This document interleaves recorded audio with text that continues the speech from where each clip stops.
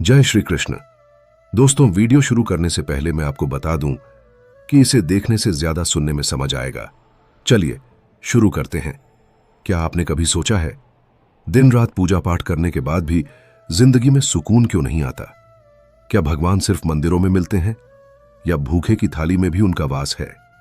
अगर आप भी रोज घंटों जप करते हैं, आरती करते हैं, लेकिन फिर भी मन खाली रहता है, तो यह वीडियो आपके लिए है।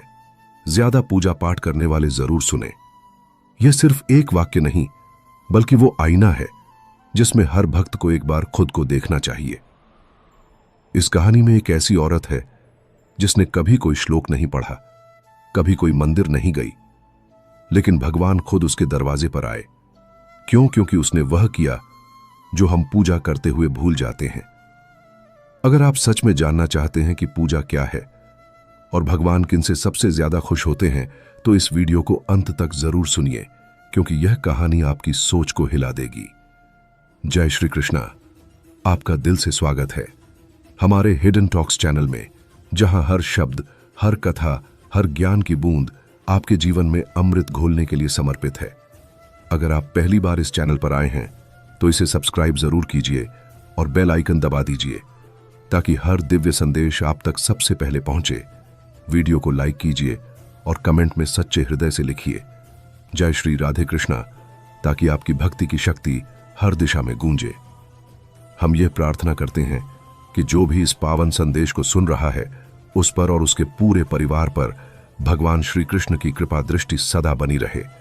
जहां दुख हो वहां सांत्वना मिले, जहां अंधेरा हो वहां राधा कृष्ण का प्रकाश हो, और जहां मन डगमगाए वहां यह दिव्य ज्ञान आपका मार्गदर्शन करें।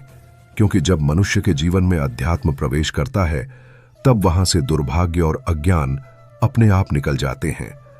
यहां हर कथा सिर्फ सुनने के लिए नहीं, बल्कि आत्मा को जागृत करने के लिए है। क्योंकि जब हम श्री कृष्ण को अपने कर्मों में उतारते हैं, तभी जीवन वास्तव में सफल होता है। तो आइए जुड़िए हमारे साथ इस अमृत यात्रा में और चलें उस मार्ग पर जहां अंत में सिर्फ राधा कृष्ण की कृपा, शांति और मोक्ष की अनुभूति है। एक समय की बात है, एक पवित्र नगर में एक महात्मा रहते थे जिनका नाम था आचार्य वेदमित्र। वे दिन रात पूजा पाठ, मंत्र जप, यज्ञ और प्रवचनों में लीन रहते नगरवासी उन्हें भगवान का स्वरूप मानते थे। आचार्य वेदमित्र का जीवन तपस्या, नियम और अनुशासन से बंधा हुआ था।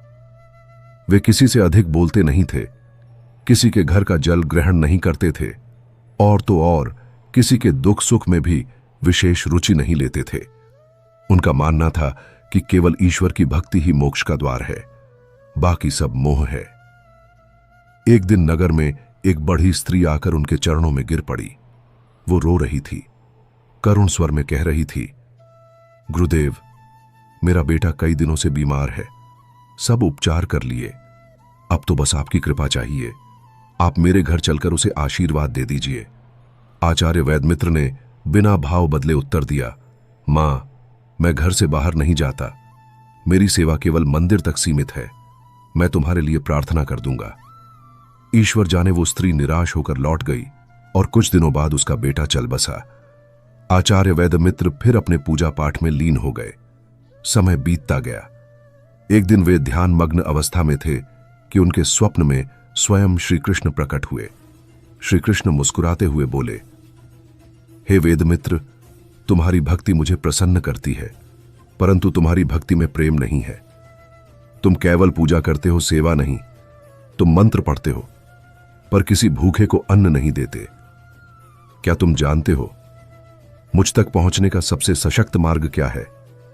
आचार्य वेदमित्र ने हाथ जोड़कर उत्तर दिया, प्रभु, मेरा मानना है कि निरंतर जाप, हवन और ब्रह्मचर्य ही वो मार्ग है।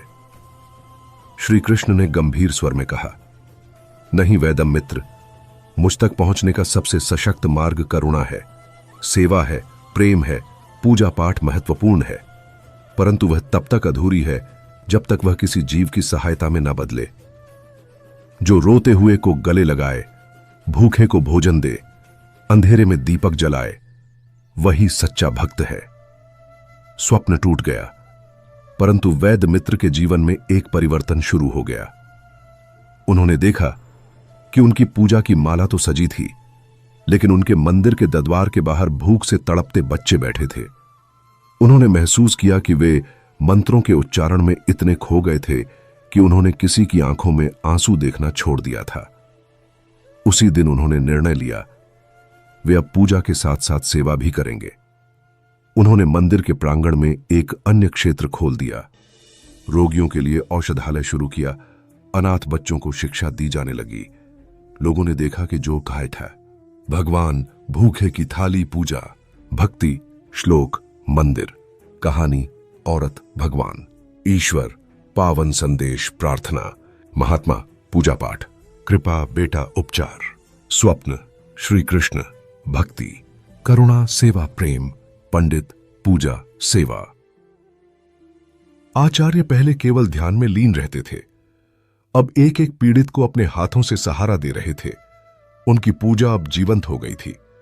कुछ समय पश्चात वे फिर ध्यान में बैठे और श्री कृष्ण पुनः प्रकट हुए। इस बार उनका चेहरा अत्यंत प्रसन्न था। उन्होंने कहा, वेदम मित्र, अब तुमने भक्ति का रहस्य जान लिया है। जब तुम्हारा पूजा पाठ किसी के जीवन में आशा बन जाए, तब वो पूजा मुझे प्रिय है। दोस्तों, यह कथा हम सभी के लिए एक आईना है। आज हम में से कितने लोग दिन में घंटों पूजा करते हैं, घंटों रामायण पढ़ते हैं, गीता पढ़ते हैं, परंतु जब कोई पड़ोसी भूखा होता है तो हमारी आंखें बंद रहती हैं। जब कोई वृद्ध अकेलेपन से घिरा होता है तो हम सोचते हैं कि यह मेरा कार्य नहीं है। हम मानते हैं कि पूजा का अर्थ है घंटी बजाना, अगरबत्ती जलाना और मंत्रों का उच्चारण करना। परंतु क्या यही है सच्ची भक्ति? श्रीमद् भगवत गीता में स्वयं श्री कृष्ण ने कहा है, यदि कोई मुझे प्रेम पूर्वक एक पत्ता, एक पुष्प, एक फल या थोड़ा सा जल भी देता है तो मैं उसे स्वीकार करता हूं। ध्यान दे, इसका अर्थ है प्रेम से, श्रद्धा से, करुणा से। कई लोग यह कहते हैं, हम रोज सुबह मंदिर जाते हैं, संध्या आरती करते हैं, फिर भी जीवन में सुख नहीं है। परंतु क्या आपने किसी के आंसू पोंछे हैं? क्या आपने कभी किसी दुखी के सिर पर हाथ रखा है? क्या आपने कभी किसी गरीब को खाना खिलाया है? सच्ची पूजा वही शुरू होती है जहां इंसानियत जीवित होती है। एक गरीब की सहायता करना, एक बेसहारा जानवर को खाना देना, एक वृद्ध की बात सुनना, यह सब ईश्वर की सेवा है। क्योंकि ईश्वर केवल मंदिर में नहीं, हर जीव में बसते हैं। कभी कभी लोग कहते हैं, मैंने इतने व्रत किए, इतनी कथा सुनी, फिर भी मेरे दुख क्यों नहीं दूर हुए? इसका उत्तर बड़ा सरल है, भक्ति को कर्म से जोड़ो। केवल पूजा नहीं, सेवा भी करो, तभी वह पूर्ण होती है। जैसे एक दीपक को तेल और बाती दोनों चाहिए, वैसे ही पूजा को भक्ति और सेवा दोनों चाहिए। अगर एक भी अनुपस्थित है तो प्रकाश अधूरा है।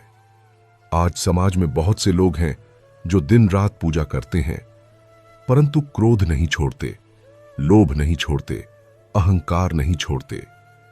क्या यह पूजा उन्हें ईश्वर के करीब ले जा रही है? नहीं, क्योंकि जब तक पूजा हमारे स्वभाव में परिवर्तन नहीं लाती, वह केवल एक औपचारिकता है। श्री राम ने शबरी के झूठे बेर खाए क्योंकि उसमें प्रेम था। श्री कृष्ण ने सुदामा की फटी पोटली को स्वीकार किया क्योंकि उसमें आत्मीयता थी। भगवान को आपकी भव्य थालियों के नहीं, आपके भावों की आवश्यकता है। पूजा तब तक अधूरी है जब तक उसमें सेवा ना हो, प्रेम ना हो, करुणा ना हो। भगवान को तुम्हारी आवाज से अधिक तुम्हारे कर्म सुनाई देते हैं। यदि तुम्हारे कर्म में किसी की भलाई है तो तुम्हारा हर कार्य पूजा है। स्मरण रहे, मृत्यु के पश्चात जब आत्मा यमराज के दरबार में पहुंचती है तो उससे यह नहीं पूछा जाता कि उसने कितने मंत्र पढ़े, कितने व्रत किए। उससे पूछा जाता है कि तूने कितनों को रोते हुए देखा और कितनों अनदेखा किया, कितनों की पुकार को सुना और कितनों की पुकार पर चुप रहा, किसके हिस्से की रोटी तूने खा ली, किसके आंसू तूने सुखाए। जो उत्तर इन प्रश्नों के पास होता है वही तय करता है आत्मा की गति। तो आइए उस भक्ति की ओर चले जो केवल शास्त्रों तक नहीं, हृदयों तक पहुंचती है। यही सच्ची पूजा है, यही सच्चा पाठ है।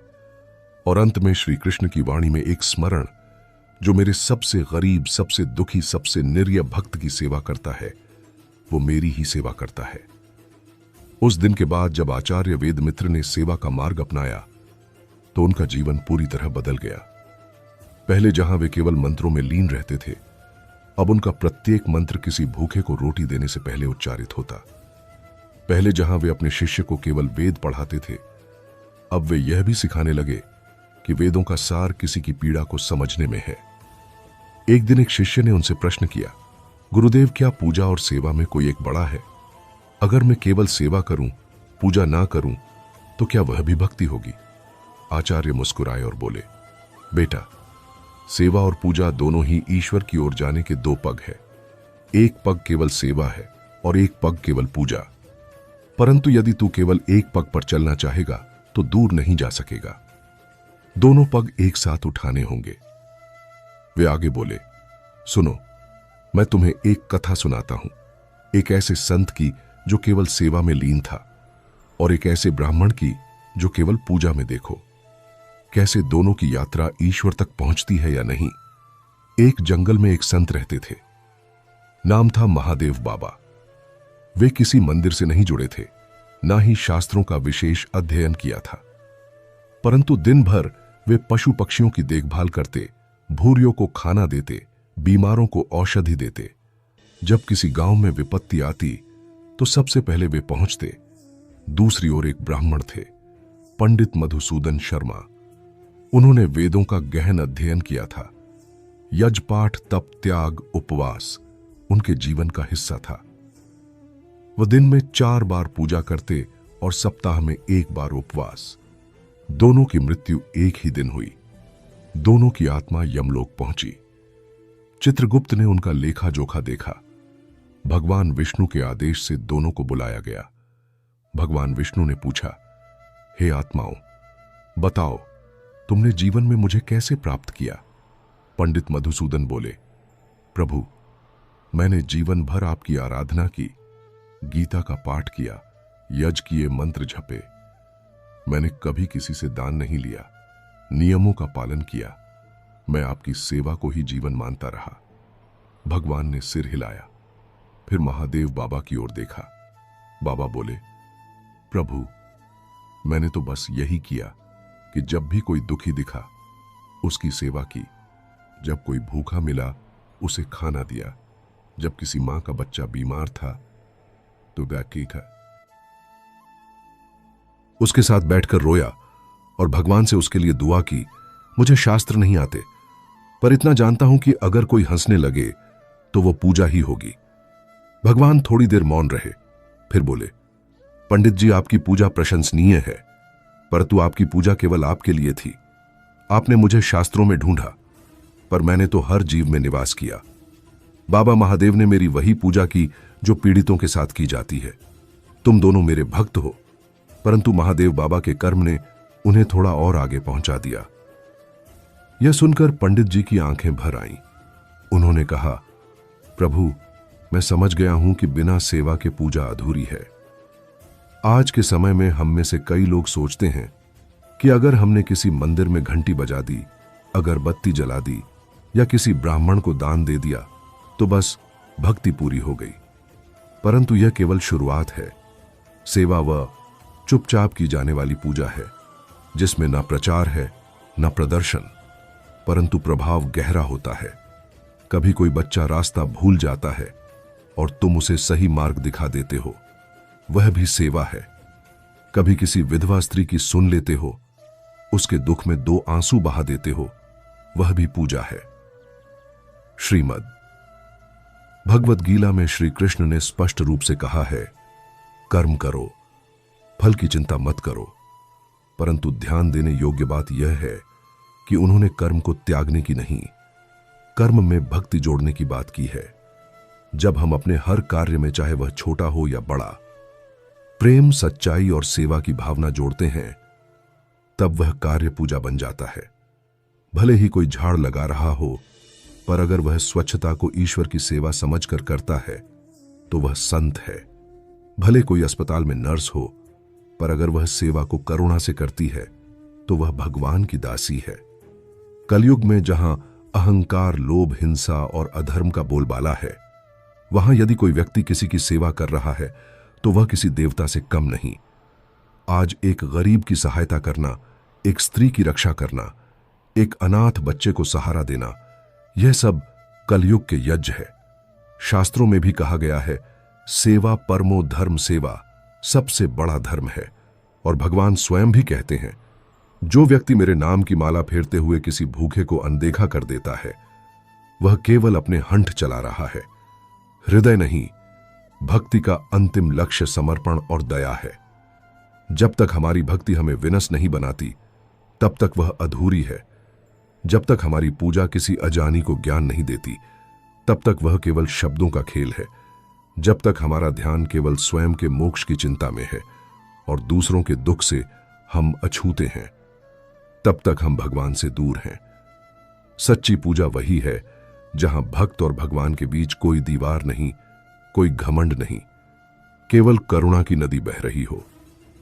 जब भक्त को यह समझ आ जाता है कि भगवान केवल मंदिर में नहीं, शास्त्रों में नहीं, अपितु प्रत्येक जीव में है, तब उसके लिए हर कर्म पूजा बन जाता है।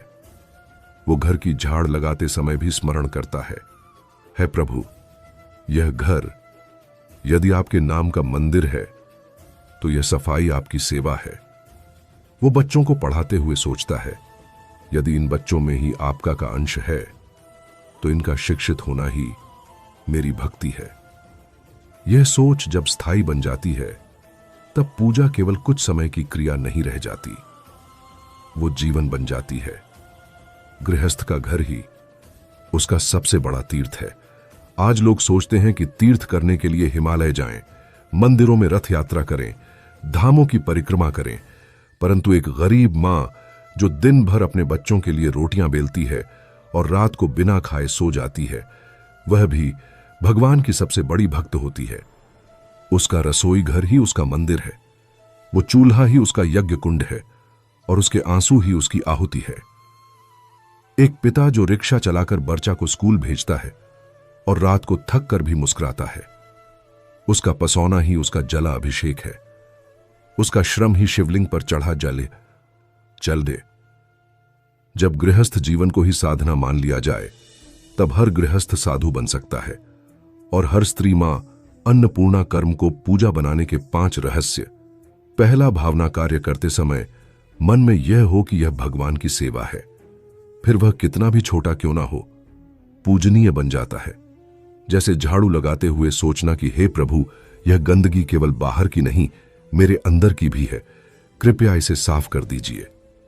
दूसरा, स्वार्थहीनता, किसी की मदद इस उम्मीद से ना करना कि वह बदले में कुछ देगा, बल्कि यह मानकर कि भगवान ने मुझे सक्षम बनाया है, इसलिए मुझे देना है। तीसरा, धैर्य और क्षमा सेवा करते हुए कोई तुम्हें अपशब्द कह दे, अपमानित करें, तब भी मुस्कुराकर क्षमा करना, यह सेवा का सबसे बड़ा तप है। चौथा, सादगी, भव्यता नहीं, शुद्धता जरूरी है। एक गरीब के द्वारा एक रोटी देना और एक अमीर के द्वारा सौ थाई चाकैया औथाल देना, इनमें अंतर केवल भावना से है, न कि मात्रा से। पांचवा, निरंतरता, एक बार सेवा करके रुकना नहीं, बल्कि यह सोचकर जीवन जीना कि जब तक सांस है तब तक सेवा है। एक बार नारद मुनि स्वर्ग में भगवान विष्णु से मिलने गए और देखा कि भगवान रो रहे हैं। नारद हैरान हुए और बोले, प्रभु, आप क्यों रो रहे हैं? भगवान बोले, हे नारद, मेरी पूजा करने वाले लाखों हैं, पर मेरी सेवा करने वाले कितने हैं? जो मेरे नाम का कीर्तन करते हैं वे बहुत हैं, पर जो मेरे रूप में भूखों को खाना देते हैं, अनाथों को सहारा देते हैं, वे बहुत कम हैं। इसलिए मैं दुखी हूं, क्योंकि मेरे भक्तों ने मेरी पूजा को अपने स्वार्थ में बांध लिया है। नारद की आंखों में आंसू आ गए। वे पृथ्वी पर आए और उस गांव को खोजने लगे जहां कोई सेवा कर रहा हो। वहां उन्हें एक किसान मिला जो प्रतिदिन अपने खेत से फसल का एक हिस्सा गरीबों को देता था। एक नाई मिला जो हफ्ते में किया एक दिन। केवल वृद्धों के नाखून काटता, बाल काटता। वो भी निशुल्क एक विधवा मिली जो हर पूर्णिमा को अनाथ बच्चों को कहानी सुनाती। नारद ने भगवान को इन सब के दर्शन कराए। यह देखकर भगवान मुस्कुराए और बोले, हे नारद, इन्हीं के कारण मैं अभी भी इस धरती से जुड़ा हूं। कई लोग घंटों पूजा करते हैं पर मन अशांत रहता है। क्यों? क्योंकि पूजा केवल एक नियम बन जाती है, आत्मा उसमें नहीं डूबती। लेकिन एक बार किसी बूढ़े को सड़क पार करा दो, एक भूखे को रोटी दे दो, एक अनपढ़ बच्चे को पढ़ा दो, तो देखना वह संतोष आत्मा तक जाएगा। क्योंकि आत्मा परमात्मा का अंश है और परमात्मा करुणा का सागर है। और जब हम दया करते हैं तब आत्मा प्रभु से जुड़ती है। शास्त्रों में अनेक साधन बताए गए हैं, ध्यान, योग, यज्ञ, तप, तीर्थ, व्रत। परंतु इन सब का सार यदि कहीं संक्षेप में कहें तो वह है सेवा। चलिए इसे एक कहानी के माध्यम से समझते हैं। एक बार एक ऋषि स्वर्ग पहुंचे। उन्होंने देखा कि एक दरवाजा है जिसके पास स्वर्ग है। उस दरवाजे पर लिखा था, प्रवेश केवल उनके लिए जिन्होंने दूसरों के लिए जिया। यह देख ऋषि चकित हुए।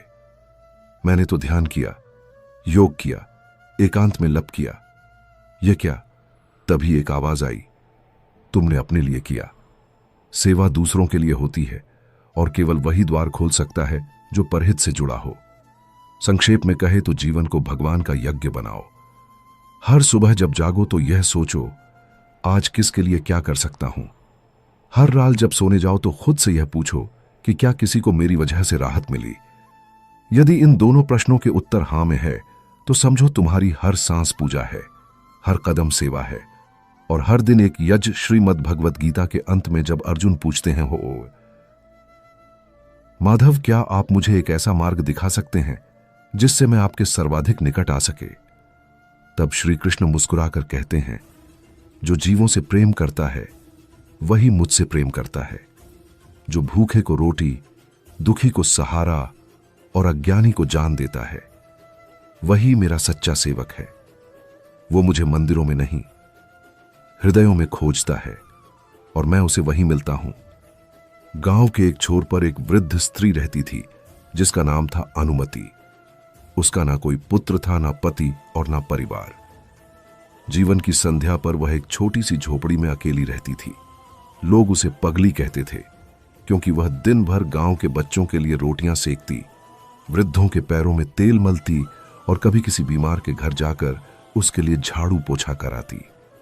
वो मंदिर नहीं जाती थी, न कभी घंटी बजाती थी, न मंत्र पढ़ती थी, पर उसके मन में बस एक ही मंत्र था, सेवा ही मेरा शिव है, करुणा ही मेरा कृष्णा है। एक दिन गांव में एक नया पंडित आया। वो बहुत ज्ञानी, बहुत तेजस्वी था। उसने गांव वालों को उपदेश दिया कि वे अधिक पूजा करें, यज्ञ करें और स्वयं के पापों से मुक्त हो।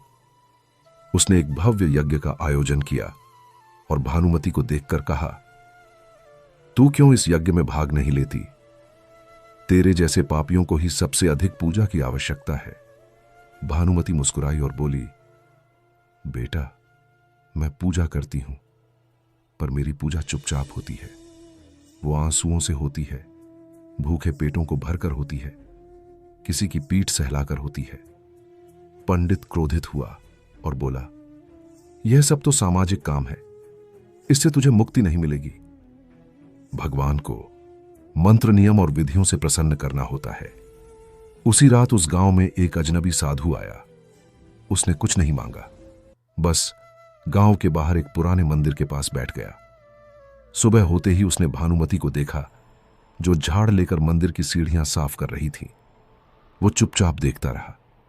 भानुमति ने उसे पानी दिया, एक सूखी रोटी दी और बिना कुछ कहे चली गई। अगले दिन भी वही हुआ और तीसरे दिन भी। तब साधु ने उससे पूछा, तू किसके लिए यह सब करती है? भानुमति बोली, जब मेरे पति की मृत्यु हुई और बेटा भी संसार छोड़ गया, तब मैं टूट गई थी। एक रात मैंने भगवान से कहा, अब तेरे पास आना चाहती हूं, पर उसी रात एक सपना आया और भगवान बोले, जब तक तू किसी रोते हुए को हंसा ना दे, तब तक मेरे पास मत आना। तभी से मैं उन्हीं की आज्ञा का पालन कर रही हूं। साधु की आंखों में आंसू आ गए। उसने सिर झुकाया और बोला, मां, मैं वही हूं जिसने तुझे वो सपना दिया था। भानुमति सन्न रह गई। उसकी आंखों से अश्रुधारा बह चली। साधु मुस्कुराया और बोला, मैं विष्णु हूं तेरी सेवा से। मैं इतना प्रसन्न हुआ कि स्वर्ग भी सूना लगने लगा। तेरे बिना मेरी पूजा अधूरी है। तेरे झाड़ के कण भी मेरे पुष्पों से पवित्र है। तेरी सूखी रोटी में वह प्रेम है जो स्वर्ण पात्रों में नहीं। गांव वाले इकट्ठा हुए पंडित भी आया और उसने यह दृश्य देखा। भगवान को देख वो नतमस्तक हुआ और उसके अंदर का अभिमान क्षण में झलकर राख हो गया। तभी भगवान ने सबको संबोधित करते हुए कहा, देखो, जो भक्त केवल मेरी मूर्ति को सजाता है वो मेरा रूप देखता है, पर जो भूखे की थाली सजाता है वो मेरे स्वरूप को समझता है। जो मेरा नाम जपता है वो शब्द पकड़ता है, पर जो किसी के दुख में हाथ बढ़ाता है वो मेरी आत्मा को छूता है। इसके बाद भगवान ने भानुमति का हाथ थामा और कहा, अब तू मेरे साथ चल, तेरा समय आ गया है। पर भानुमति ने कहा, नहीं प्रभु, अभी कुछ लोग और हैं जो रोते हैं। जब तक वे मुस्कुराना नहीं सीख जाते मैं नहीं आऊंगी। मुझे आपसे नहीं, आपके कार्य से प्रेम है, और जब मैं सबको हंसते हुए देख लूंगी तभी आपके चरणों में आऊंगी। भगवान मुस्कुराए और बोले, तब मैं तेरे साथ यहीं रहूंगा, क्योंकि जहां सेवा है वहीं मैं है। उस दिन से गांव बदल गया। पंडित ने पूजा को सेवा में बदला। लोग मंदिर से निकलकर वृद्धाश्रम और अनाथालय पहुंचे और भानुमति वो अब भी वही रोटियां सेक रही थीं, पर बेटे ही। पूजा, सेवा, परमात्मा, ऋषि, सेवा, दरवाजा। भानुमति, पूजा, सेवा। साधु, भानुमति, सपना। भक्ति, सेवा, मंदिर।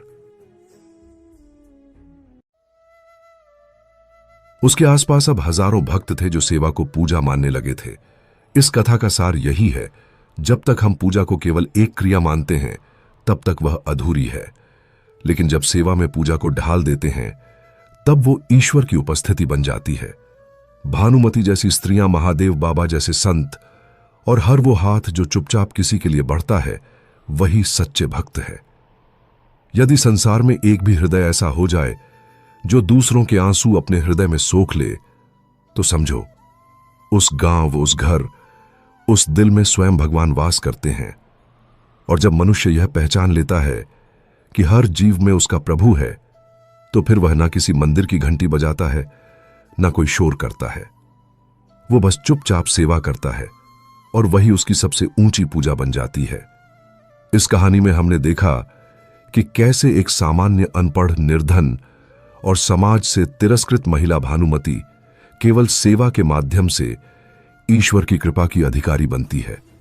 उसने कभी कोई वेद नहीं पढ़ा, कोई शास्त्र नहीं रटा, ना ही किसी बड़े मंदिर में पूजा की, फिर भी वह वहां पहुंच गई जहां तक पहुंचने के लिए लोग जन्म जन्मांतर तक प्रयास करते हैं। उसकी पूजा उसकी नन्ही हथेलियों में थी जो दूसरों के दुख मिटाने में लगी थी। उसकी भक्ति उसकी आंखों के आंसुओं में थी जो किसी भूखे बच्चे को देखकर बहते थे। उसकी आरती उसकी रोटियों की सांधी खुशबू में थी और उसका भजन हर उस हंसी में था जो उसने दूसरों के चेहरे पर लौट आई। हमने यह भी देखा कि भगवान को रिझाने के लिए सोने चांदी की मूर्तियां, महंगे फूल या भारी मंत्र नहीं चाहिए। उन्हें चाहिए एक सरल हृदय जो दूसरे के दुख को अपना मान ले, जो सेवा को ही साधना समझे और जो दूसरों की भलाई में अपने जीवन की सार्थकता देखे। भानुमति की तरह अगर हम भी अपने जीवन को दूसरों के लिए समर्पित कर दें तो यह निश्चित है कि भगवान स्वयं हमारी सेवा में उतर आएंगे। इस कथा का सबसे गहरा संदेश यही है कि ईश्वर मंदिरों में नहीं, मानवता में बसते हैं। वो उन हाथों में नहीं है जो केवल प्रार्थना में उठते हैं, बल्कि उन हाथों में है जो दूसरों को थामने के लिए बढ़ते हैं। वो उन होठों पर नहीं है जो केवल मंत्र बोलते हैं, बल्कि उन मुस्कानों में है जो दूसरों को जीने की प्रेरणा देती है। आज का युग शोर का युग है, पूजा का प्रदर्शन, धर्म का व्यापार, भक्ति का व्यापारीकरण। परंतु इस कथा ने हमें यह सिखाया कि जो पूजा मौन है, जो सेवा गुप्त है, जो भक्ति निजी है, वही सबसे सच्ची होती है। अगर समाज में हर कोई यह संकल्प ले ले कि उसकी पूजा दूसरों की सेवा में प्रकट होगी, उसकी भक्ति किसी के आंसू पोंछने में होगी और उसका प्रभु हर जरूरतमंद में बसता है, तो यह संसार ही स्वर्ग बन सकता है। सच्चा भक्त वह नहीं जो दिन रात जप करता है। सच्चा भक्त वह है जो दूसरों के जीवन में उजाला भरता है। और जब सेवा पूजा बन जाए और पूजा सेवा बन जाए, तभी मनुष्य का जीवन पूर्ण होता है। यह कथा यही कहती है कि मंदिर से बाहर आओ और जीवन को मंदिर बनाओ। मूर्तियों से परे देखो, जीवों में ईश्वर को पहचानो, आवाजों से आगे बढ़ो, मौन कर्म में इबो और सबसे महत्वपूर्ण अपने दिल को इतना पावन करो कि वहां खुद भगवान वास करने लगे। भानुमति की तरह सेवा करो ताकि एक दिन स्वयं ईश्वर तुम्हारा हाथ पकड़कर कहे, अब तू मेरे साथ चल, क्योंकि तेरे बिना मेरा स्वर्ग अधूरा है। यही जीवन की सबसे बड़ी पूजा है, यही मोक्ष है और यही अंतिम सत्य है। अगर आज की यह कहानी आपके दिल को छू गई हो, अगर इसने आपके अंदर कुछ बदल दिया हो, तो इसे सिर्फ अपने तक मत रखिए। इसे अपने परिवार, दोस्तों और हर उस इंसान तक जरूर पहुंचाइए जिसे सच्चे अर्थों में पूजा, सेवा और ईश्वर की पहचान चाहिए। क्योंकि ज्ञान तब तक अधूरा है जब तक वह बांटा ना जाए, और प्रेरणा तब तक प्रभावी नहीं होती जब तक वह किसी और की जिंदगी ना बदल दे।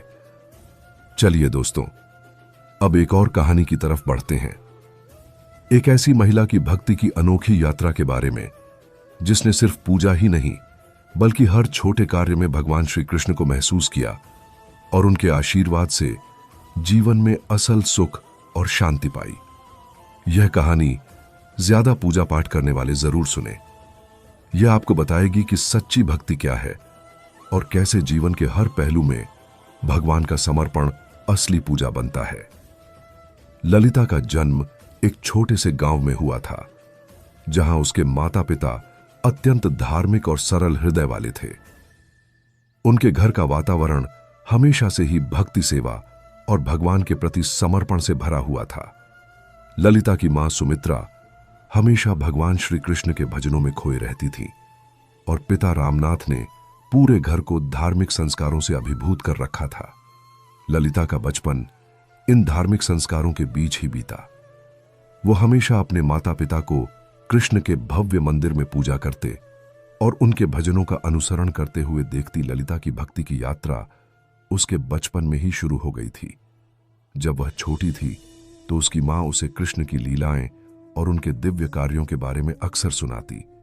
सुमित्रा उसे बताती कि भगवान श्री कृष्ण ने न केवल अपनी लीला से संसार को चमत्कृत किया, बल्कि उन्होंने मनुष्य को कर्म योग, भक्ति और ज्ञान का अद्भुत मार्ग दिखाया। ललिता को हमेशा यह बातें दिल से छूती और उसने तय किया कि वह भी अपनी जिंदगी को भगवान श्री कृष्ण के आदर्शों पर जिएगी। ललिता को अपनी मां से कृष्ण की भक्ति के शुरुआती संस्कार मिले थे, लेकिन उसने इसे और भी गहराई से समझने के लिए अपने गुरु महात्मा रामानंद से शिक्षा ली। रामानंद जी एक संत थे जो लोगों को कृष्ण की भक्ति और गीता के श्लोकों का महत्व, ईश्वर, हर जीव, सेवा, साधना, भक्ति, भानुमति, पूजा, हृदय, साधना, भगवान, भक्त, लोग, सेवा, पूजा, समान, भानुमति, जीवन, भगवान, पूजा, मोक्ष, ललिता, भक्ति, पूजा, भगवान, कृष्ण, कृष्ण, लीलाएं, भक्ति, शिक्षिका, गुरु। समझाते थे। उनके साथ समय बिताने से ललिता ने कृष्ण की उपासना को एक नई दृष्टि से देखा। रामानंद जी के सिखाए गए श्लोकों और उनके जीवन के सिद्धांतों ने ललिता को भक्ति के मार्ग पर स्थिर किया। वह जान चुकी थी कि भगवान श्री कृष्ण के चरणों में एक अजीब सी शक्ति और शांति है जो जीवन के सभी संघर्षों से उबार सकती है। ललिता के जीवन में भक्ति का एक महत्वपूर्ण स्थान था। उसके लिए कृष्ण की भक्ति सिर्फ एक धार्मिक क्रिया नहीं थी, बल्कि यह उसके जीवन का आधार बन गई थी। वह जानती थी कि कृष्ण के साथ संबंध केवल पूजा तक सीमित नहीं है, बल्कि यह हर कार्य में, हर पल में और हर परिस्थिति में होना चाहिए। जैसे जैसे ललिता का जीवन आगे बढ़ा, उसने महसूस किया कि कृष्ण की भक्ति से उसे आंतरिक शांति और सुख मिलता सुख है। जब भी जीवन में कोई कठिनाई आती, ललिता कृष्ण के सामने अपने मन की पीड़ा और चिंता रखते हुए प्रार्थना करती। कभी कभी जब घर में आर्थिक परेशानी होती या परिवार में कोई आपत्ति आती, तब भी वह अपने विश्वास और भक्ति में कोई कमी नहीं आने देती। कृष्ण के प्रति उसका विश्वास इतना गहरा था कि उसे हमेशा यह लगता कि भगवान कृष्ण उसके साथ है और वह उसे किसी भी संकट से बाहर निकालेंगे। हालांकि भक्ति के मार्ग में चुनौतियां भी आईं। एक बार ललिता के परिवार के पास पैसों की कमी हो गई थी और यह स्थिति बेहद कठिन हो गई थी। उसके मन में विचार आया, क्या भगवान कृष्ण सच में हमारे साथ हैं? क्या वह हमारी मदद करेंगे? यह विचार उसके मन में आया, लेकिन तभी उसने याद किया कि भगवान श्री कृष्ण ने गीता में कहा था, जो मेरी शरण में आता है मैं उसकी हर समस्या का समाधान करता हूं। इस वाक्य को याद करते हुए ललिता ने अपने विश्वास को और मजबूत किया और अपने परिवार के साथ मिलकर अपने हालातों का सामना किया। उसके विश्वास और भक्ति ने उसे कठिन परिस्थितियों से उभरने की शक्ति दी और जल्द ही उनका परिवार फिर से खुशहाल हो गया। ललिता के जीवन में भक्ति ने एक अनोखा स्थान बना लिया था।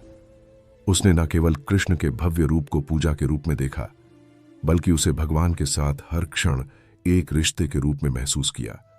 वह जानती थी कि भक्ति केवल हाथों में माला या पूजन विधि तक सीमित नहीं है, बल्कि यह जीवन के हर पहलू में समर्पण, सेवा और प्रेम है।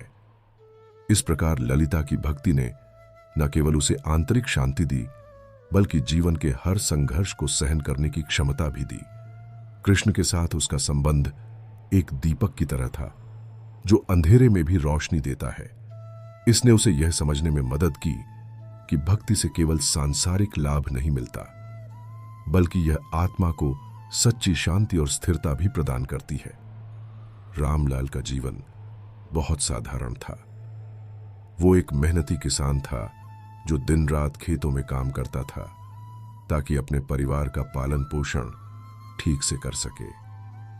उसका जीवन धर्म, भक्ति या पूजा पाठ से बेहद दूर था।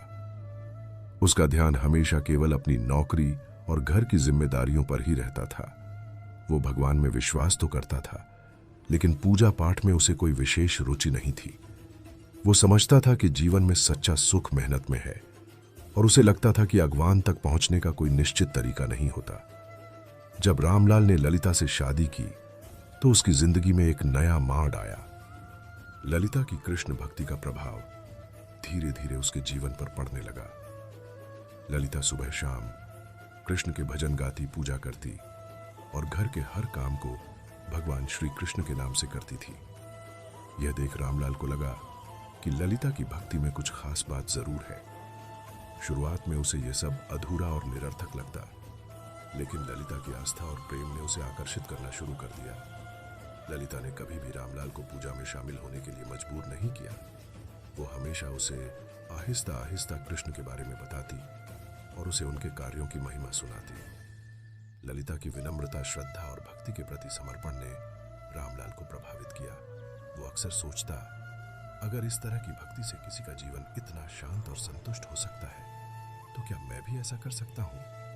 धीरे धीरे रामलाल ने ललिता से कृष्ण के बारे में और अधिक जानना शुरू किया और उसने ललिता के साथ कुछ समय कृष्ण के भजनों में बिताना शुरू किया। रामलाल का जीवन एक दिन पूरी तरह से बदल गया जब उसने भगवान श्री कृष्ण के दर्शन किए। यह घटना एक दिन गांव के मंदिर में हुई, जहां ललिता रामलाल को कृष्ण की उपासना में शामिल करने के लिए ले गई थी। मंदिर का वातावरण बहुत शांति और ऊर्जा से भरा हुआ था। मंदिर में कृष्ण की मूर्ति के सामने ललिता और अन्य भक्तों के साथ रामलाल भी खड़ा था और तभी एक अद्भुत घटना घटी। जब रामलाल ने अपनी आंखें बंद की और भगवान श्री कृष्ण से अपनी छोटी सी प्रार्थना की, तो उसने एक अनोखी शांति महसूस की। एक क्षण के लिए उसे यह लगा कि कृष्ण उसकी आत्मा के भीतर मौजूद है, जैसे वह उसे अपने आत्मीय हाथों से आशीर्वाद दे रहे हो। उसकी आत्मा को एक अद्भुत शांति का एहसास हुआ और उसके हृदय में कृष्ण के प्रति एक अपार प्रेम और विश्वास उत्पन्न हुआ।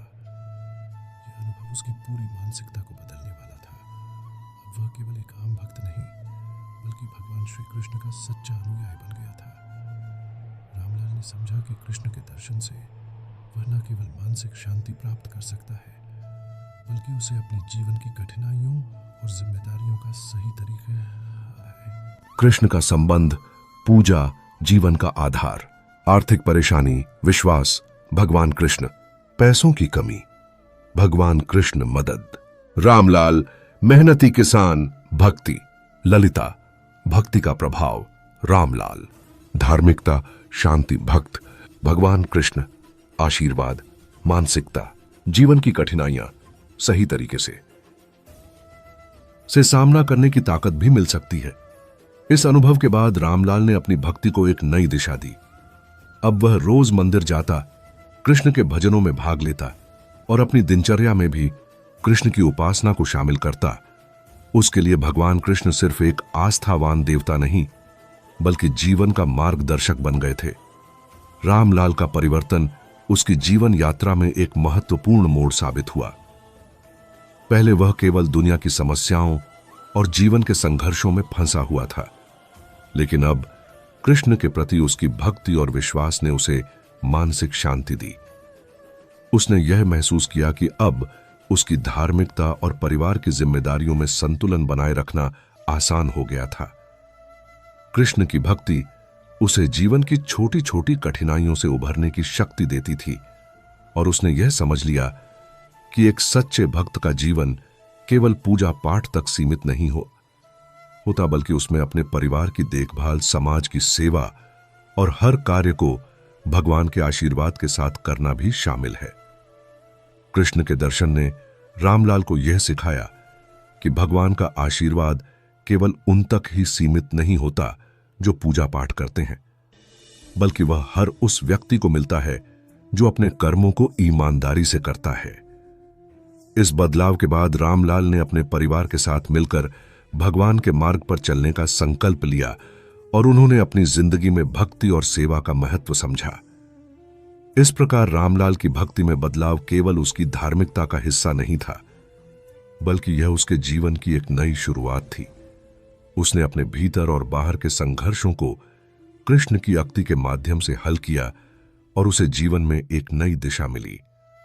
ललिता और रामलाल का जीवन अब केवल व्यक्तिगत भक्ति तक सीमित नहीं था, बल्कि यह एक सामूहिक अनुभव बन गया था जिसमें उनका परिवार पूरी तरह से शामिल था। ललिता और रामलाल दोनों ही अब भगवान श्री कृष्ण के प्रति अपनी भक्ति में पूरी तरह से समर्पित थे और इसका प्रभाव उनके बेटे और वृद्ध माता पिता पर भी पड़ा। उनका जीवन एक उदाहरण बन चुका था जहां पूजा और सेवा का कोई अंतर नहीं था। हर सुबह ललिता और रामलाल अपने बेटे को साथ लेकर भगवान श्री कृष्ण की पूजा करते थे।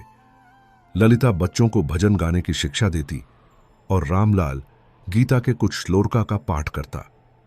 यह परिवार का एक सामान्य दिनचर्या बन चुका था और हर सदस्य कृष्ण के प्रति प्रेम और श्रद्धा से अभिभूत था। उनका बेटा, जो अब कुछ बड़ा हो गया था, वो अक्सर पूछता, मां, भगवान कृष्ण क्या हमें सच में देख रहे हैं?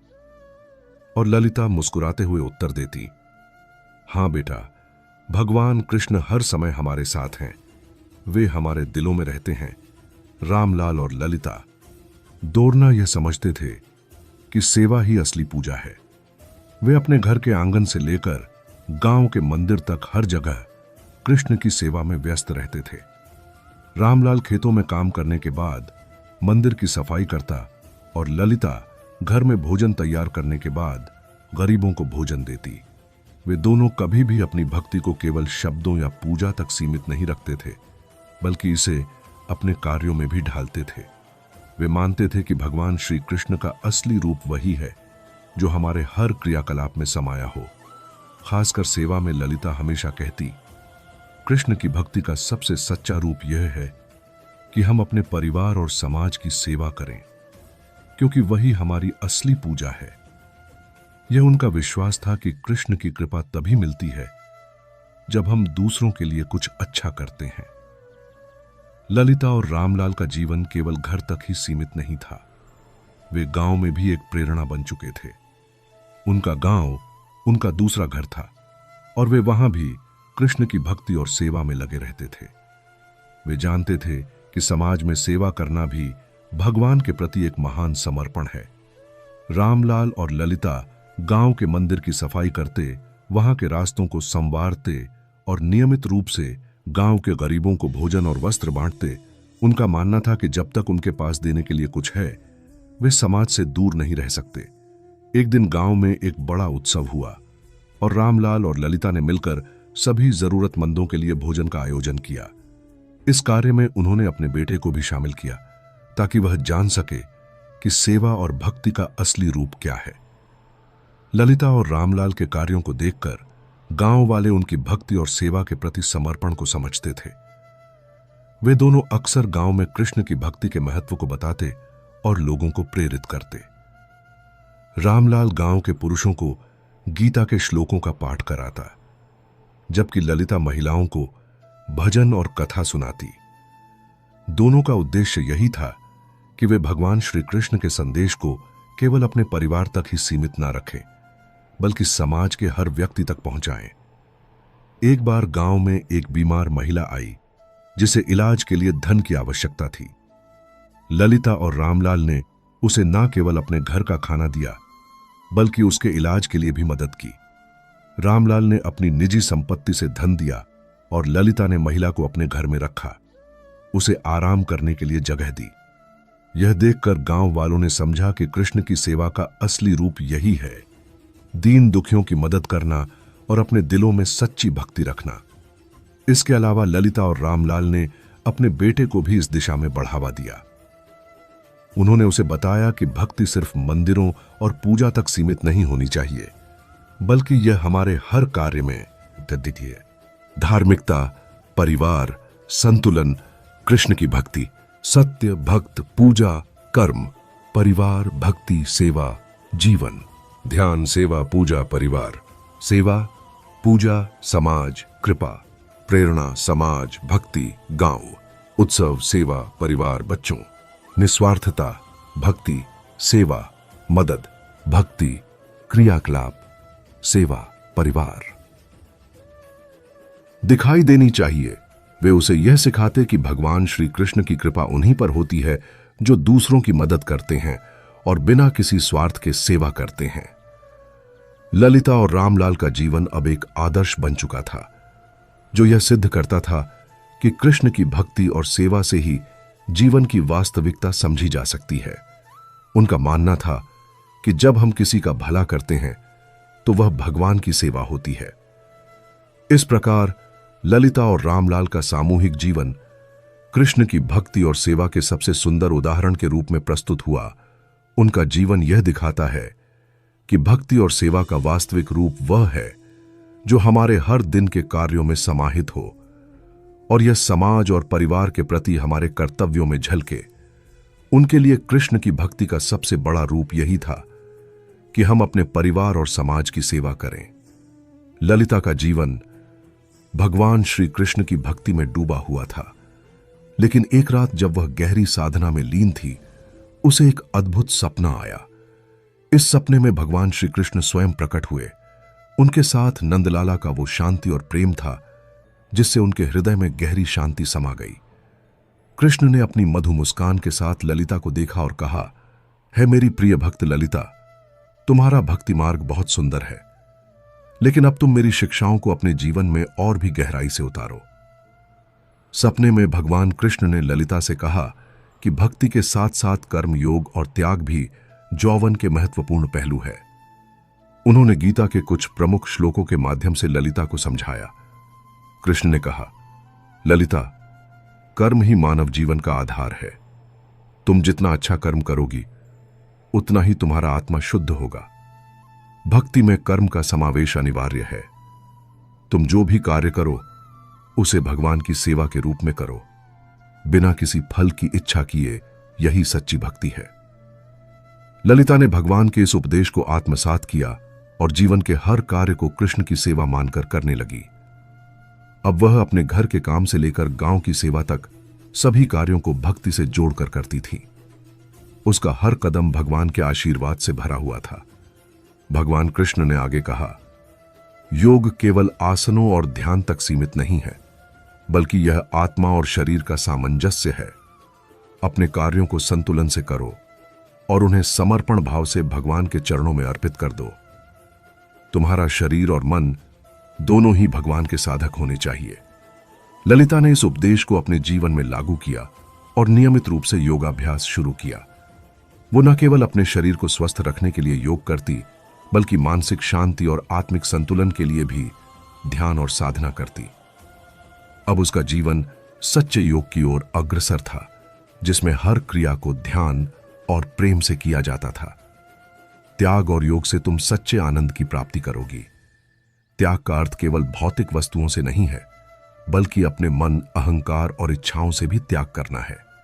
कृष्ण ने यह भी समझाया कि त्याग का अर्थ केवल वस्त्र, धन या भौतिक सुखों को छोड़ देना नहीं है, बल्कि यह मन और अहंकार का भी त्याग है।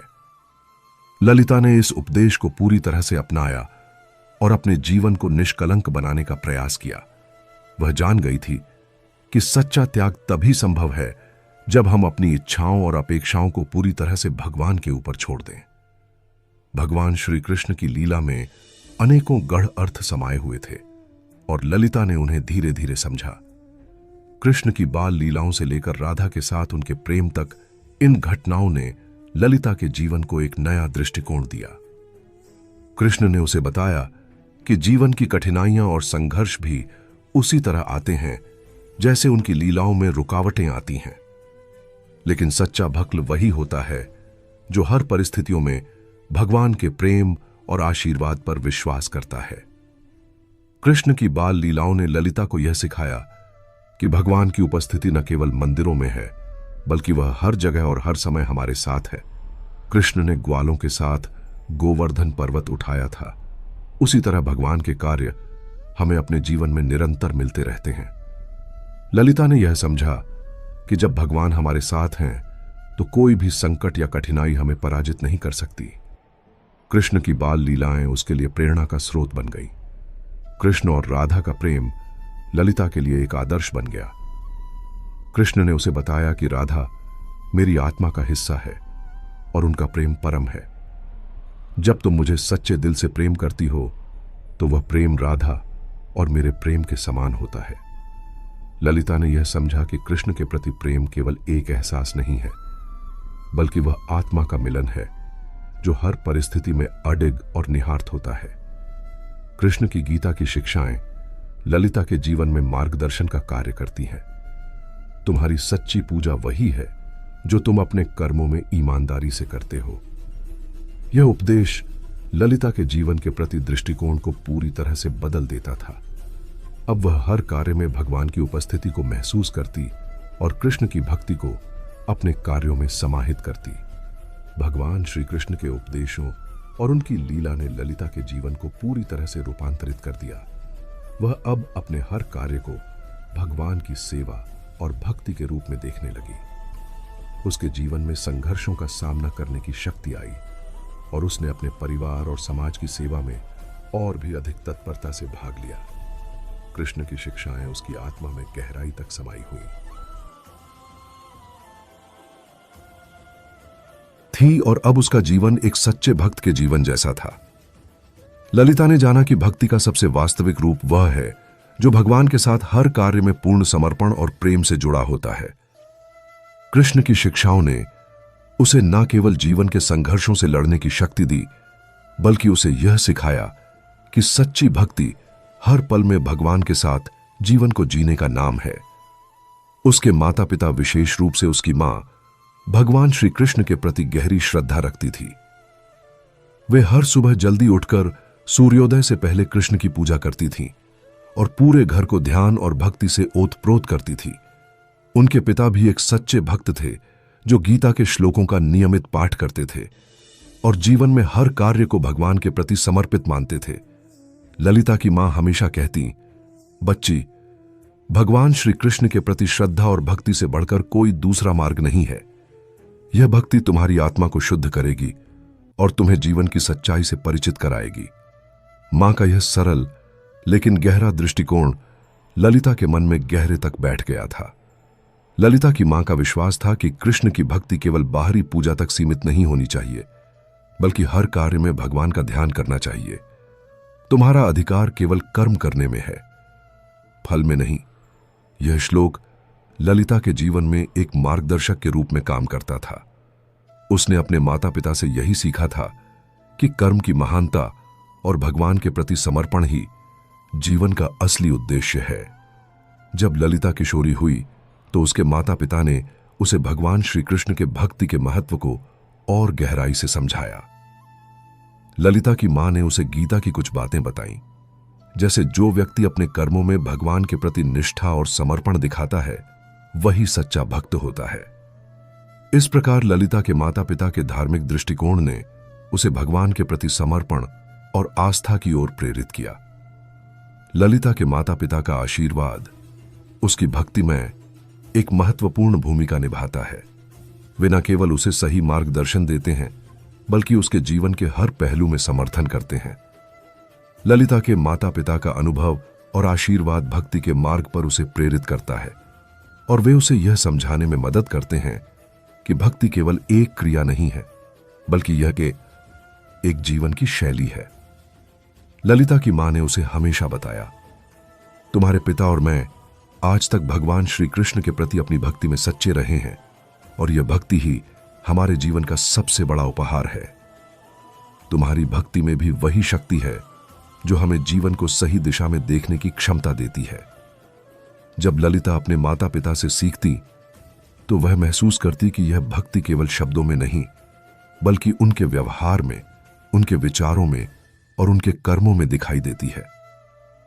ललिता के पिता भी अपनी बुद्धिमत्ता और अनुभव के साथ उसे जीवन के कठिन क्षणों में मार्गदर्शन करते थे। एक दिन जब ललिता जीवन में भटकने लगी थी और उसे लगा कि भगवान की भक्ति में कोई सच्चाई नहीं है, तब उसके पिता ने उसे समझाया, प्यारी बेटी, भगवान का रास्ता कभी आसान नहीं होता, परंतु यही वह रास्ता है जो अंततः शांति और सुख की ओर ले जाता है। भगवान के रास्ते पर चलने में तुम्हें कभी भी कठिनाई का सामना करना पड़ सकता है, लेकिन यह वह रास्ता है जो तुम्हें अंततः सच्चे ज्ञान और शांति की ओर ले जाएगा। ललिता के पिता की यह शिक्षा उसे कठिनाइयों का सामना करने की शक्ति देती है और उसे विश्वास दिलाती है कि भक्ति का मार्ग हमेशा कठिन नहीं होता। यह केवल एक सही दृष्टिकोण और समर्पण की बात है। ललिता के माता पिता का आशीर्वाद उसके जीवन का सबसे बड़ा बल बन गया। उन्होंने न केवल उसे भगवान श्री कृष्ण की भक्ति की दिशा में प्रोत्साहित किया बल्कि यह भी सिखाया कि जीवन में हर कार्य भगवान के चरणों में समर्पित करना चाहिए। ललिता के माता पिता का यह आशीर्वाद न केवल उसकी भक्ति में समृद्धि लाता है बल्कि उसके मन को शांति और संतुलन भी प्रदान करता है। एक दिन जब ललिता का मन अस्थिर हो गया और वह अपनी भक्ति में विश्वास खो बैठी, तब उसकी मां ने उसे आशीर्वाद देते हुए कहा, बेटी, भगवान श्री कृष्ण तुम्हारे साथ है, तुम हमेशा उनके साथ रहोगी। जब भी तुम्हारे मन में संदेह आए तो उनका नाम लो, वे तुम्हें अपने आशीर्वाद से भर देंगे। इस आशीर्वाद ने ललिता को नई ऊर्जा दी और उसने फिर से अपनी भक्ति में दृढ़ विश्वास किया।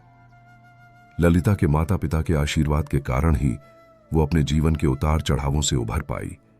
वे दोनों उसके लिए जीवन के सबसे बड़े मार्गदर्शक थे और उनके आशीर्वाद ने उसकी भक्ति को और भी गहरा किया। जब ललिता कठिन समय से गुजर रही थी, तब उसने अपने माता पिता के आशीर्वाद को महसूस किया और इससे उसे न केवल भक्ति में संतुलन मिला बल्कि उसे जीवन के प्रति सही दृष्टिकोण भी प्राप्त हुआ। ललिता के माता पिता का धार्मिक दृष्टिकोण और उनका आशीर्वाद उसके जीवन में सबसे महत्वपूर्ण भूमिका निभाते हैं। वे उसे न केवल भक्ति के मार्ग पर चलने के लिए प्रेरित करते हैं बल्कि उसे जीवन के हर पहलू में सही मार्गदर्शन भी देते हैं। उनके अनुभव और आशीर्वाद ललिता के लिए एक मजबूत आधार बनते हैं जो उसे कृष्ण की भक्ति के मार्ग पर दृढ़ बनाए रखते हैं। ललिता का जीवन इस बात का प्रतीक है कि जब परिवार का समर्थन और आशीर्वाद प्राप्त होता है तो जीवन के किसी भी कठिन रास्ते को पार करना संभव हो जाता है। ललिता का जीवन भक्ति में डूबा हुआ था, लेकिन उसे अपने परिवार और समाज में भी कई संघर्षों दी गई थे। भक्ति जीवन, माता पिता, गीता, सपनों, संघर्ष, आशीर्वाद, मार्गदर्शन, सच्ची भक्ति, समर्पण, जीवन की सच्चाई, कठिनाई, मार्ग, शांतिपूर्ण, आशीर्वाद, विश्वास, संतुलन, संघर्षों, परिवार, समर्थन। भक्ति समाज संघर्ष का सामना करना पड़ता था। जैसा कि हम जानते हैं, भक्ति मार्ग और सांसारिक जीवन के बीच संतुलन बनाए रखना हमेशा एक चुनौतीपूर्ण कार्य होता है। ललिता के लिए यह संघर्ष और भी कठिन था, क्योंकि वह घर की जिम्मेदारियों और भगवान की भक्ति में संतुलन बनाए रखने की कोशिश कर ही रही थी। एक दिन अचानक जब घर की आर्थिक स्थिति बहुत खराब हो गई, ललिता और रामलाल को भारी संकट का सामना करना पड़ा। उनके पास अपने बेटे की शिक्षा के लिए पर्याप्त पैसे नहीं थे और घर का खर्च भी बढ़ता जा रहा था। रामलाल की दुकान से भी आय में कमी आ गई थी और ललिता को अपनी भक्ति के समय में कटौती करनी पड़ी ताकि वह घर के काम और अन्य जिम्मेदारियों को पूरा कर सके। ललिता का दिल भारी हो गया था। वो सोचने लगी कि भगवान श्री कृष्ण की भक्ति में लगी हुई उसकी सारी ऊर्जा और समय घर की समस्याओं से जूझने में ही खर्च हो रहे थे। कई बार समाज में भी यह कहा जाता था कि भक्ति और पूजा पाठ से घर की जिम्मेदारियां नहीं चलती। समाज की यह सोच ललिता के लिए एक अतिरिक्त चुनौती बन गई थी। लेकिन भगवान श्री कृष्ण ने ललिता के दिल में एक विशेष मार्गदर्शन दिया। एक रात जब ललिता पूजा कर रही थी तो उसे भगवान का आशीर्वाद मिला। कृष्ण ने कहा, ललिता, तुम हर कार्य को मेरे लिए करो।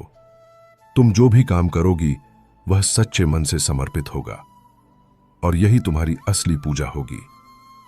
भगवान श्री कृष्ण के इस आशीर्वाद से ललिता ने समझा कि भक्ति केवल मंदिर में पूजा करने तक सीमित नहीं है।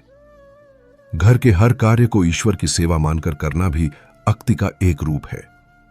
उसने ठान लिया कि अब वह अपने घर की जिम्मेदारियों को निभाने के साथ साथ भगवान की भक्ति में भी पूरी तरह से समर्पित रहेगी। वह विश्वास करने लगी कि भगवान के साथ हर कार्य में शांति और संतुलन पाएंगे। ललिता को यह समझ में आ गया कि घर की जिम्मेदारियों और भक्ति के बीच संतुलन बनाए रखना जरूरी है।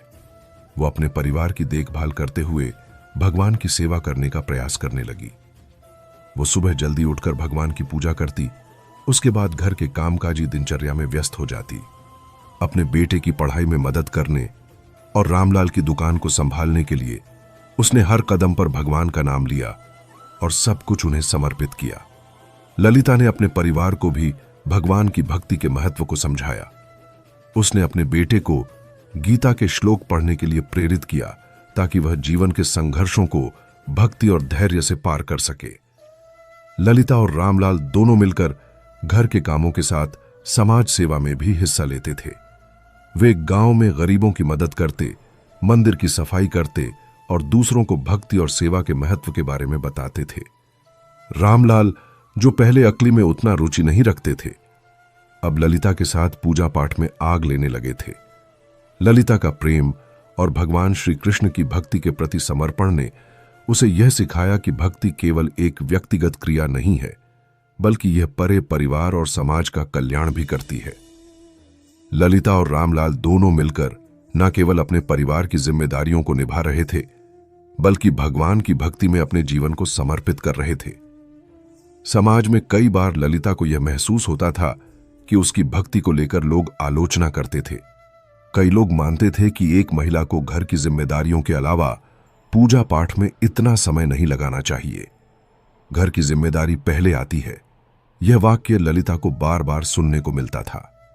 समाज का यह दबाव उसे अंदर से परेशान करता था, लेकिन उसने भगवान श्री कृष्ण से मिले उपदेशों को याद किया और अपना मार्ग सही किया।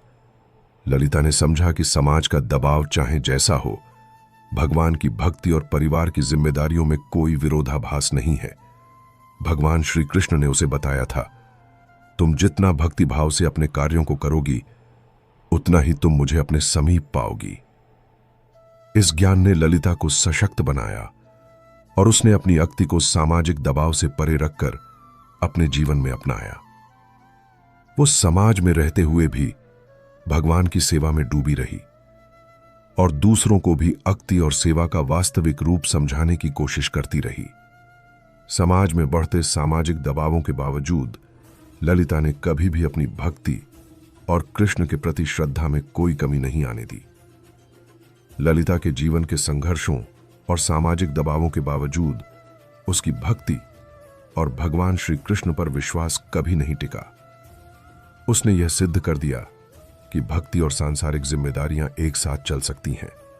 भगवान की भक्ति के प्रति समर्पण ही सच्ची पूजा है, और जब व्यक्ति जीवन के हर पहलू में कृष्ण का ध्यान रखता है तो हर समस्या का समाधान भगवान के आशीर्वाद से मिल जाता है। ललिता का जीवन इस बात का उदाहरण बन गया कि भक्ति और कर्म का संतुलन बनाए रखना ही सच्चे जीवन का मार्ग है। ललिता का कृष्ण के प्रति समर्पण गहरे और सच्चे विश्वास से भरा था। उसकी भक्ति का प्रत्येक पहलू भगवान श्री कृष्ण के चरणों में नतमस्तक होकर प्रकट होता था। वो न केवल पूजा पाठ के रूप में भगवान को याद करती, बल्कि अपने हर कार्य में कृष्ण का ध्यान करती थी। जब भी वह घर के कामों में व्यस्त होती, उसकी मन्नत यही होती कि वह जो कुछ भी कर रही है वह श्री कृष्ण को समर्पित है। ललिता का मानना था कि कृष्ण का साक्षात दर्शन केवल मंदिर में नहीं, बल्कि जीवन के तह तक ही। आर्थिक स्थिति, संकट, शिक्षा, घर का खर्च, भक्ति का समय, घर के काम, जिम्मेदारियां, दिल भारी। भक्ति और पूजा पाठ, घर की जिम्मेदारियां, समाज का दबाव, भगवान श्री कृष्ण, मार्गदर्शन, पूजा, समर्पण, घर के काम, ईश्वर की सेवा, भक्ति का एक रूप। भगवान की भक्ति, परिवार की देखभाल, जिम्मेदारियां, समाज सेवा, भक्ति, परिवार, जिम्मेदारियां, आलोचना, महिला, पूजा पाठ, जिम्मेदारियां। भगवान की भक्ति, समाज, दबाव, विश्वास, भक्ति और सांसारिक जिम्मेदारियां, संतुलन, सच्ची पूजा, कृष्ण का ध्यान, परिवार, सेवा, भक्ति। हर क्षण में संभव है वो अपने दैनिक कार्यों को कृष्ण की सेवा के रूप में देखती थी। उदाहरण के तौर पर जब वह रोटियां बनाती तो वह कृष्ण से प्रार्थना करती हैं, कृष्ण मेरे हाथों से जो रोटियां बने वो उन सभी के लिए आशीर्वाद बनकर आए जो इसे खाएंगे। उसने अपने जीवन को एक साधारण भक्ति के मार्ग में बदल दिया था, जिसमें हर छोटी से छोटी क्रिया भी भगवान को समर्पित थी। ललिता के लिए कृष्ण का समर्पण केवल एक धार्मिक क्रिया नहीं था, बल्कि यह उसकी आत्मा का एक अभिन्न हिस्सा बन चुका था। वह विश्वास करती थी कि जब तक वह कृष्ण को अपने जीवन में सबसे ऊपर रखेगी तो कोई भी कठिनाई उसे हरा नहीं सकती। कृष्ण के प्रति उसकी भक्ति की गहराई इस प्रकार थी कि उसने अपने घर की हर खुशी और संकट को भगवान के चरणों में समर्पित किया। कृष्ण के प्रति उसका समर्पण और उनके प्रति गहरी श्रद्धा ने उसे जीवन के सबसे कठिन समय में भी शांति दी, चाहे घर की आर्थिक स्थिति हो या समाज के दबाव।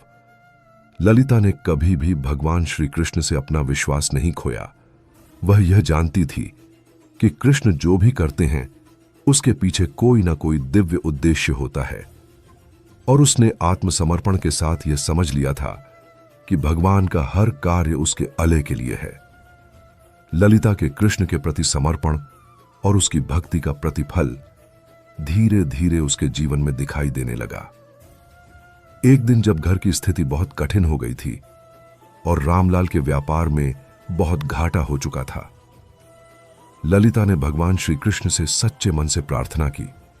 उसने भगवान से कहा है, कृष्ण, तुम ही मेरे जीवन के मार्गदर्शक हो, मेरी हर सांस तुम्हारे चरणों में समर्पित है, कृपया मेरे परिवार की सहायता करें। उस रात ललिता ने अपने सपने में भगवान श्री कृष्ण को देखा। कृष्ण ने उसे आशीर्वाद देते हुए कहा, ललिता, तुम्हारा समर्पण मुझे भाया है। तुमने मुझे अपने जीवन के हर कार्य में समर्पित किया है और अब समय आ गया है कि मैं तुम्हारी मदद करूं। कृष्ण के इस आशीर्वाद से ललिता का दिल प्रफुल्लित हो गया। कुछ दिन बाद रामलाल को एक अजनबी व्यक्ति मिला जो उसकी दुकान में नया निवेश करने के लिए तैयार हुआ। वह व्यक्ति भी भगवान कृष्ण का भक्त था और उसने रामलाल के व्यवसाय को संभालने के लिए कुछ धन प्रदान किया। इस कारण रामलाल का व्यापार फिर से फलने फूलने लगा। ललिता जानती थी कि यह सब भगवान श्री कृष्ण की कृपा और उनके आशीर्वाद से ही संभव हुआ था। इसके साथ ही घर में अन्य समस्याएं भी धीरे धीरे हल होने लगीं। ललिता के बेटे की पढ़ाई के लिए उसे एक उपयुक्त शिक्षक मिल गया और उसके माता पिता की स्वास्थ्य संबंधी समस्याएं भी कम होने लगीं। ललिता और उसके परिवार को कृष्ण के आशीर्वाद से सच्ची सुख, शांति और समृद्धि का अनुभव हुआ।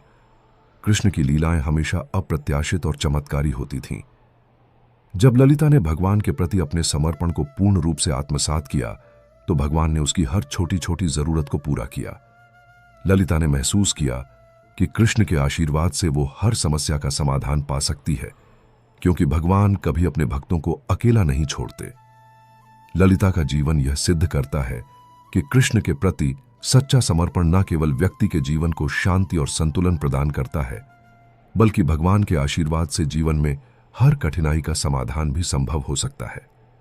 कृष्ण की लीलाएं और उनके आशीर्वाद ललिता के जीवन में एक मार्गदर्शक की तरह कार्य करते हैं और उसकी भक्ति से उसे सच्चे सुख की प्राप्ति होती है। ललिता की कहानी यह दर्शाती है कि जब हम कृष्ण के प्रति समर्पण और विश्वास के साथ जीवन जीते हैं तो भगवान स्वयं हमारे मार्ग में रोशनी बनकर आते हैं और हमें हर कदम पर मार्गदर्शन देते हैं। कहानी के अंत में ललिता और उसके परिवार की यात्रा हमें यह सिखाती है कि भगवान श्री कृष्ण के प्रति सच्ची भक्ति केवल पूजा पाठ या धार्मिक अनुष्ठानों तक सीमित नहीं होती, बल्कि वह हमारे जीवन के हर कार्य में समर्पण और प्रेम के रूप में दिखती है। भक्ति का असली रूप वही है जो हमारे दैनिक जीवन की छोटी छोटी क्रियाओं में भी भगवान के प्रति प्रेम और श्रद्धा को प्रकट करता है। ललिता ने यह सिद्ध कर दिया कि सच्ची भक्ति वही है जो अपने घर, परिवार, समाज और कार्यों में भगवान को समर्पित करने के रूप में व्यक्त होती है। उसने भगवान श्री कृष्ण को न केवल पूजा की चौकी पर बल्कि अपने जीवन के प्रत्येक कार्य में देखा। भगवान के प्रति सच्चा समर्पण वही है जो व्यक्ति के आचार, विचार और कर्मों में दिखाई दे, और यह सिर्फ धार्मिक अनुष्ठान करने से अधिक है। यह है जीवन को एक श्रद्धा के साथ जीने की कला, जहां हर कार्य को भगवान की सेवा और प्रेम के रूप में देखा जाए। कृष्ण के प्रति समर्पण का असली रूप यह है कि हम अपने सभी कार्यों में उन्हें सबसे ऊपर रखें, चाहे वह घर के काम हो, अपने परिवार की देखभाल हो या समाज की सेवा। प्रत्येक कार्य में ईश्वर का नाम ले और उन्हें समर्पित करें। भक्ति का अर्थ केवल मंदिरों में जाकर पूजा करना नहीं है, बल्कि जीवन के हर पहलू में ईश्वर को समर्पित करना है। ललिता की कहानी यह सिखाती है कि जब हम अपने जीवन को पूरी तरह से भगवान के प्रति समर्पित करते हैं तो न केवल हम अपनी समस्याओं का समाधान पा सकते हैं, बल्कि हम आंतरिक शांति और संतुलन भी प्राप्त करते हैं। कृष्ण की सच्ची पूजा वही है जो हमारे जीवन में प्रेम, सेवा और समर्पण के रूप में प्रकट होती है। इस कहानी से यह भी संदेश मिलता है कि भगवान श्री कृष्ण हमेशा अपने भक्तों के साथ होते हैं जब हम भी ईमानदारी से उन्हें अपने जीवन का हिस्सा बनाते हैं और हर कार्य को उनके नाम से करते हैं, तो वह हमारे जीवन में मार्गदर्शक बनकर आते हैं। उनका आशीर्वाद हमें हर कठिनाई से उबारता है और हमें सच्चे सुख और शांति की प्राप्ति होती है। कृष्ण की भक्ति का असली रूप यही है, अपने हर कार्य को भगवान के लिए करना, हर चुनौती का सामना विश्वास और धैर्य के साथ करना और जीवन को पूरी तरह से उनके चरणों में समर्पित करना। यही है भक्ति का सच्चा मार्ग और यही है जीवन का असली उद्देश्य। जैसे ललिता ने अपनी जीवन यात्रा में भगवान श्री कृष्ण के प्रति अपने समर्पण और भक्ति को सच्चे मन से अपनाया, ठीक उसी तरह हमें भी अपने जीवन में आस्था, विश्वास और कर्म का मेल बनाकर जीवन को सशक्त और सकारात्मक बनाना चाहिए। भक्ति केवल पूजा तक सीमित नहीं है, बल्कि हर कार्य में भगवान का ध्यान और प्रेम होना चाहिए। जब हम अपने जीवन को कृष्ण के चरणों में समर्पित करते हैं तो न केवल हम अपनी समस्याओं का समाधान पा सकते हैं, बल्कि हम आंतरिक शांति और सच्चे सुख का अनुभव भी करते हैं। अगर आपको यह कहानी प्रेरणादायक लगी हो तो इस वीडियो को लाइक करें, अपने दोस्तों के साथ शेयर करें और हमारे चैनल हिडन टॉक्स को सब्सक्राइब करें। याद रखें, कृष्ण के आशीर्वाद से जीवन में हर मुश्किल आसान हो सकती है। बस जरूरत है सच्ची भक्ति और विश्वास की।